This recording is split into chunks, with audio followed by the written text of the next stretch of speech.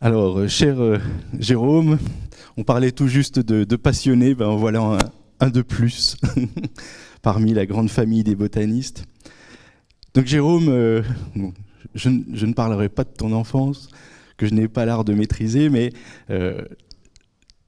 j'ai pu lire que tu étais, dès ton jeune âge, amateur de botanique. Donc tu t'y es mis assez tôt et tu as commencé à faire tes classes sur la flore tempérée à Caen.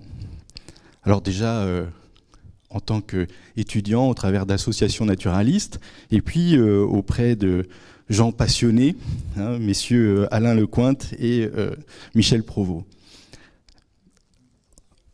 Eh oui. À la suite de ça, tu te piques assez rapidement pour la flore tropicale, hein, et notamment la flore de Nouvelle-Calédonie. Zone qui est assez à l'honneur cette année pour la Société botanique de France, et c'est très bien. Et notamment, tu travailles auprès de Tanguy Jaffré, un homme passionnant, passionné, hein, qui ne peut que transmettre cet amour de la botanique locale, et de Jean-Marie Veillon, qui connaît effectivement également très bien cette flore, entre 98 et 99, pendant un stage un peu long sur le territoire. Après, tu effectues effectivement tes diplômes universitaires, donc à Caen, du DUG à la maîtrise, et puis ensuite en DEA, où tu vas aller travailler au Muséum d'histoire naturelle à Paris, et tu travailles sur le genre Rhibanthus, de la famille des violacées, pour la zone Pacifique. Et ça, sous l'égide de monsieur Thierry de Rouen, qui exerce toujours au muséum, et spécialiste de la morpho-anatomie. Tu continues ton travail en thèse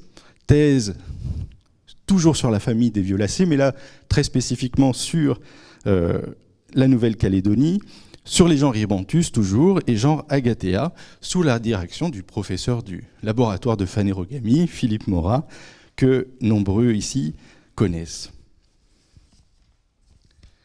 Suite à ton doctorat, très vite, tu vas aller assurer un poste d'ATER à Montpellier qui deviendra une ville centrale pour toi par la suite, donc de 2002 à 2004. Puis tu deviens chercheur, chargé de recherche, on va dire, à l'IRD, donc l'Institut de recherche pour le développement, où tu es en poste depuis 2004. Basé à Montpellier officiellement, tu prends très vite la charge et la responsabilité du laboratoire de botanique appliquée, de botanique et d'écologie appliquée, du centre de l'IRD à Nouméa, de 2005 à 2011. Et là, c'est vraiment un moment de ta carrière, j'imagine, extraordinaire, puisque tu vas avoir un temps colossal à passer sur le terrain à la découverte et l'exploration de la flore de la Nouvelle-Calédonie. À ton retour en métropole, tu vas devenir co-responsable de divers thèmes à l'UMR AMAP, à laquelle tu appartiens, toujours sur la systématique végétale et notamment sur la systématique des plantes tropicales.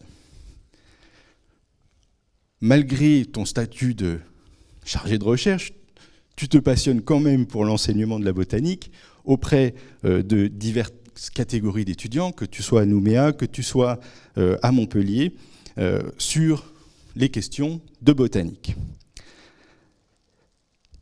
Jérôme ensuite va encadrer au cours de sa carrière divers travaux de doctorat, divers travaux de licence, de master, nombreux, je ne vais pas les citer, hein, ça ferait beaucoup trop, mais 3 travaux de doctorat, Laure Barabé, qu'il a encadré sur la famille la plus extraordinaire qui existe sur cette belle planète, qui est la famille des rubiacées, le genre Psychotria, l'un des plus gros calvaires du botaniste.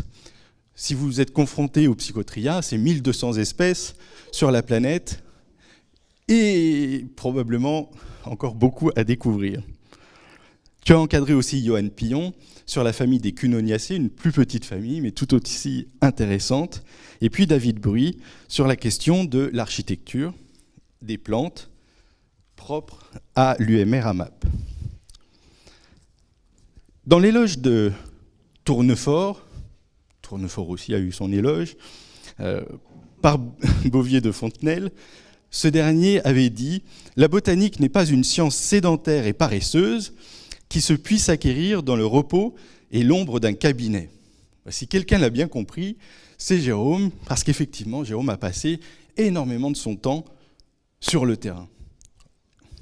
Pour autant, tu passes aussi ton temps dans les cabinets, je le sais. Une partie de ton temps. Alors, à cet égard, Jérôme est vraiment un botaniste de terrain. Il a traîné sa presse à herbier dans plein d'endroits différents de la planète, en Guyane, au Mexique, au Laos, en Papouasie-Nouvelle-Guinée, au Vanuatu, au Fidji, Wallis et Futuna, et évidemment la Nouvelle-Calédonie. J'en ai sûrement oublié, tu sauras compléter. Alors, vous voyez ici Jérôme, effectivement, avec ses compères les plus chers de terrain. Alors ici en Nouvelle-Calédonie, j'ai eu, moi, la chance de faire un peu de terrain avec Jérôme.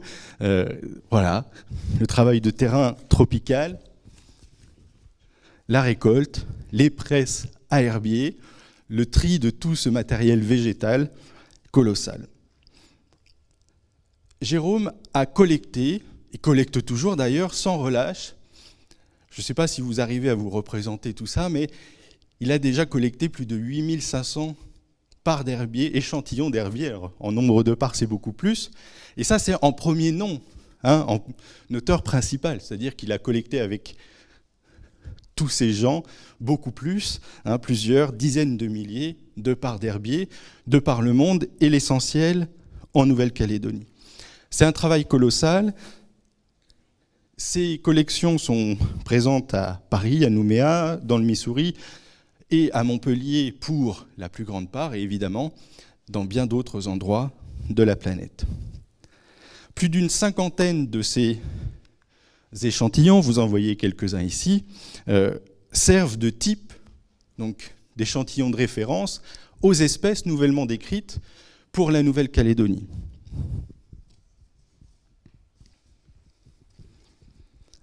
Alors ces centres d'intérêt scientifique à Jérôme, ils sont assez diversifiés.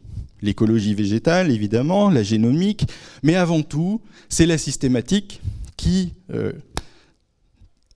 cadre complètement le travail qu'il a pu mener sur sa carrière et qu'il continue à mener actuellement. Il travaille sur une diversité de familles qui montrent son intérêt non pas comme certains pour une seule famille de par le monde, mais pour une certaine diversité, les sapotacées, les pandanacées, les ébénacées, les sapindacées, les xyridacées, les orchidacées, et bien d'autres, et surtout pour la Nouvelle-Calédonie, les violacées évidemment au départ. Et donc nous voyons ici un exemple de collaboration récente de Jérôme avec son collègue, mon collègue aussi Marc Pignal, sur la description de quelques espèces d'orchidées du genre Dendrobium. Alors c'est un exemple parmi bien d'autres, mais c'est aussi pour vous montrer, même si ça n'est pas lisible, pour vous montrer le panel en fait des méthodes qu'utilise Jérôme dans son travail. Évidemment, tout ça repose sur du terrain, la connaissance fidèle du terrain et des plantes sur le terrain, mais aussi un travail d'étude des herbiers qui est important, un travail de morphologie, un travail d'anatomie, un travail de microscopie qui vont permettre d'avoir une vision vraiment complète des taxons étudiés.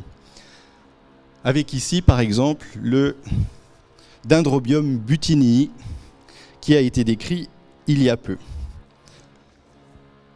Une autre composante majeure du travail de Jérôme, c'est la phylogénie moléculaire, phylogénie en général, qui permet d'étudier les taxons, et notamment ici les taxons néo-calédoniens, à la fois leur relation de parenté, leur évolution.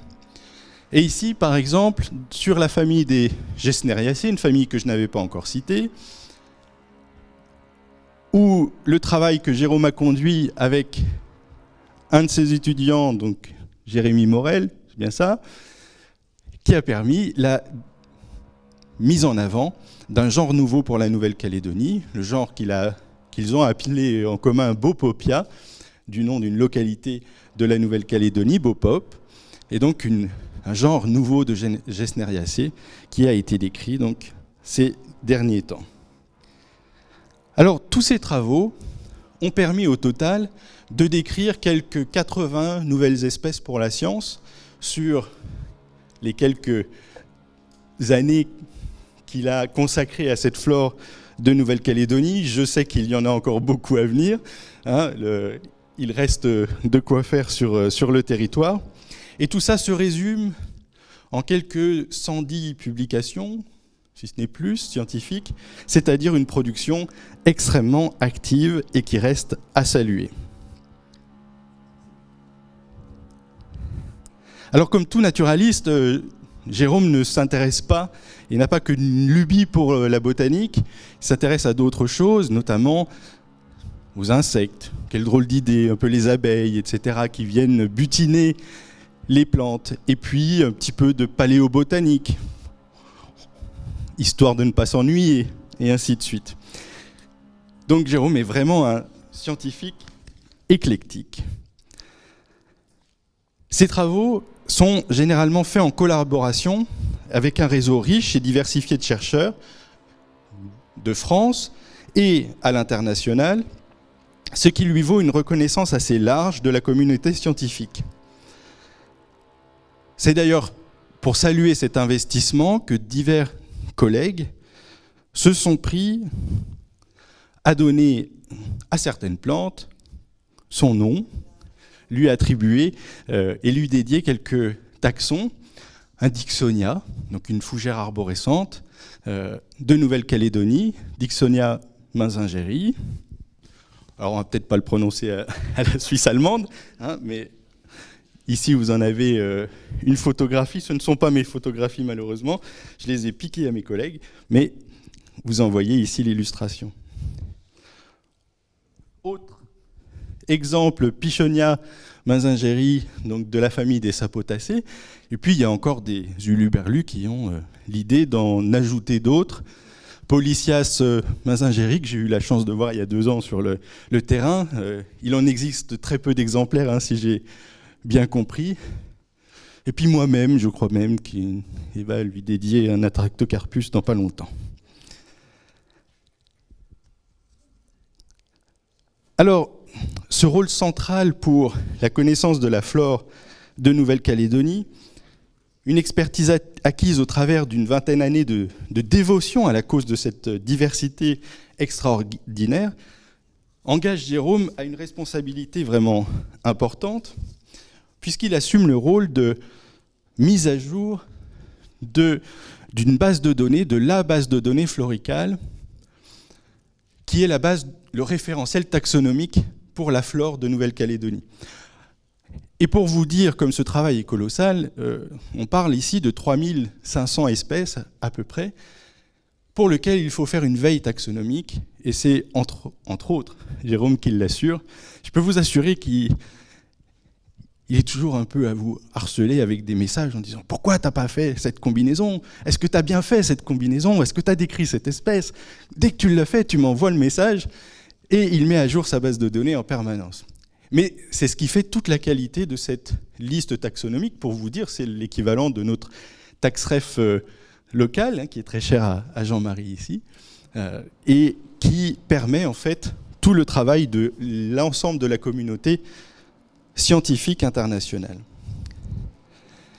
Enfin, Jérôme, par son implantation à Montpellier, n'en oublie pas sa passion initiale pour la flore métropolitaine et œuvre aussi à sa valorisation et à la valorisation des collections locales, au travers donc des activités qu'il peut avoir à l'herbier de Montpellier, où il passe beaucoup de temps, et au travers des activités qu'il a à la Société botanique d'Occitanie. Vous en avez un exemple ici, sur comment valoriser les collections et comment on peut transmettre ces herbiers à la science.